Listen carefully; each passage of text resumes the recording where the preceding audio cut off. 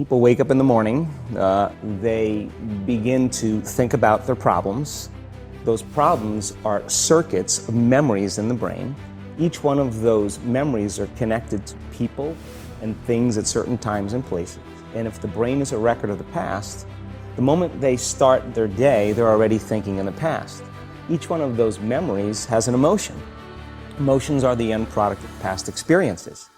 So the moment they recall those memories of their problems, they all of a sudden feel unhappy, they feel sad, they feel pain.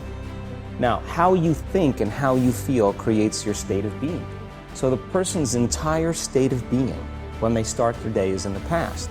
So what does that mean? The familiar past will sooner or later be predictable future. So if you believe that your thoughts have something to do with your destiny, and you can't think greater than how you feel, or feelings have become the means of thinking, by very definition of emotions, you're thinking in the past. And for the most part, you're going to keep creating the same life. So then people grab their cell phone, they check their WhatsApp, they check their text, they check their emails, they check Facebook, they take a picture of their feet, they post it on Facebook, they tweet something, they do Instagram, they check the news, and now they feel really connected to everything that's known in their life. And then they go through a series of routine behaviors. They get out of bed on the same side, they go to the toilet, they get a cup of coffee, they take a shower, they get dressed, they drive to work the same way, they do the same things, they see the same people, they push the same emotional buttons, and that becomes the routine, and it becomes like a program. So now they've lost their free will to a program, and there's no unseen hand doing it to them. So when it comes time to change, the redundancy of that cycle becomes a subconscious program. So now 95% of who we are by the time we're 35 years old is a memorized set of behaviors, emotional reactions, unconscious habits, hardwired attitudes, beliefs, and perceptions that function like a computer program. So then a person can say with their 5% of their conscious mind, I want to be healthy, I want to be happy, I want to be free. But the body's on a whole different program. So then how do you begin to make those changes? Well, you have to get beyond the analytical mind, because what separates the conscious mind from the subconscious mind is the analytical mind. And that's where meditation comes in, because you can, through practice, how to change their brainwaves, slow them down. And when they do that properly, they do enter the operating system where they can begin to make some really important changes. So most people then wait for crisis or trauma or disease or diagnosis. They wait for loss, some tragedy to make up their mind to change. And my message is, why wait? And you can learn and change in a state of pain and suffering, or you can learn and change in a state of joy and inspiration. And I think right now, the cool thing is that people are waking up. Most people spend 70% of their life living in survival and living in stress. So they're always anticipating the worst case scenario based on a past experience. And they're literally, out of the infinite potentials in the quantum field, they're selecting the worst possible outcome, and they're beginning to emotionally embrace it with fear. And they're conditioning their body into a state of fear. Do that enough times, body has a panic attack without you. You can't even predict it because it's programmed subconsciously. So people become addicted to the rush of those emotions, and they use the problems and conditions in their life to reaffirm their limitation, so at least they can feel something. So now when it comes time to change, you say to the person, why are you this way? Well, every time they recall the event, they're producing the same chemistry in their brain and body as if the event is occurring, firing and wiring the same circuits and sending the same emotional signature to the body. Well, what's the relevance behind that? Well, your body is your unconscious mind. In a sense, if you're sitting down and you start thinking about some future worst-case scenario that you're conjuring up in your mind, and you begin to feel the emotion of that event, your body doesn't know the difference between the event that's taking place in your world, outer world, and what you're creating by emotion or thought alone. So most people then, they're constantly reaffirming their emotional states. So when it comes time to give up that emotion, they can say, I really want to do it, but really the body is stronger than the mind because it's been conditioned that way. So the servant now has become the master. And the person all of a sudden, once they step into that unknown, they'd rather feel guilt and suffering because at least they can predict it. Being in the unknown is a scary place for most people because the unknown is uncertain. And people say to me, well, I can't predict my future. I'm in the unknown, and I always say the best way to predict your future is to create it. Not from the known, but from the unknown. What thoughts do you want to fire and wire in your brain? What behaviors do you want to demonstrate in one day? The act of rehearsing them mentally, closing your eyes, and rehearsing the action. The rehearsing the reaction of what you want? Or the action of what you want. By closing your eyes and mentally rehearsing some action. If you're truly present, the brain does not know the difference between what you're imaging and what you're experiencing in 3D world. So then you begin to install the neurological hardware in your brain to look like the event has already occurred. Now, your brain is no longer a record of the past. Now it's a map to the future. And if you keep doing it, priming it that way, the hardware becomes a software program. And who knows, you just may start acting like a happy person. And then I think the hardest part is to teach our body emotionally what the future will feel like ahead of the actual experience. So what does that mean? You can't wait for your success to feel empowered. You can't wait for your wealth to feel abundant. You can't wait for your new relationship to feel love, or your healing to feel whole. I mean, that's the old model of reality, of cause and effect. Waiting for something outside of us to change how we feel inside of us. And when we feel better inside of us, we pay attention to whoever or whatever caused it. What that means then is that from the Newtonian world is that most people spend their whole life living in lack, waiting for something to change out there. What do you mean the Newtonian world? Newtonian world is all about the predictable. It's all about predicting the future. But the quantum model of reality is about causing it. The moment you start feeling abundant and worthy, you are generating wealth. The moment you're empowered and feel it, you're beginning to step towards your success. The moment you start feeling whole, your healing begins. And when you love yourself and you love all of life, you'll create an equal. And now you're causing it.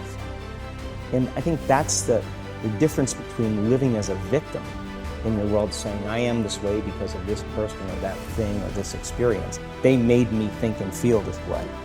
When you switch that around, you become a creator of your world, and you start saying, my thinking and my feeling is changing an outcome in my life. And now that's a whole different game, and we start believing more that we're creators of reality.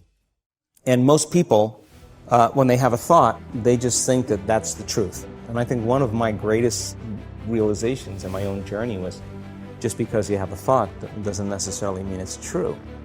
So if you think 60 to 70,000 thoughts in one day, and we do, and 90% of those thoughts are the same thoughts as the day before, and you believe that your thoughts have something to do with your destiny, your life's not going to change very much, because the same thought leads to the same choice leads to the same behavior creates the same experience, and the same experience produces the same emotion.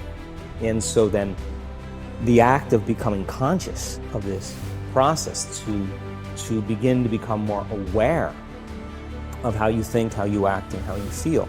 It's called metacognition. And so then, why is that important? Because the more conscious you become of those unconscious states of mind and body, the less likely you're going to go unconscious during the day. And that thought is not going to slip by your awareness unchecked, because it means to know thyself. The word meditation means to become familiar with. So as you become familiar with the thoughts, the behaviors, and the emotions of the old self, you're retiring that old self. As you fire and wire new thoughts and you condition the body into a new emotional state, if you do that enough times, it'll begin to become familiar to you. So it's so important, just like a garden. If you're planting a garden, you got to get rid of the weeds. You got to take the plants from the past year and you got to pull them out. The rocks that sift to the top that are like our emotional blocks, they have to be removed. The soil has to be tenderized and broken down. We have to make room to plant a new garden. So primarily, we learn the most about ourselves and others when we're uncomfortable. Because the moment you move into that uncomfortable state, normally a program jumps in. When that program jumps in, it's because the person doesn't want to be in the present moment and engage it consciously. If you're not being defined by a vision of the future, then you're left with the old memories of the past, and you will be predictable in your life.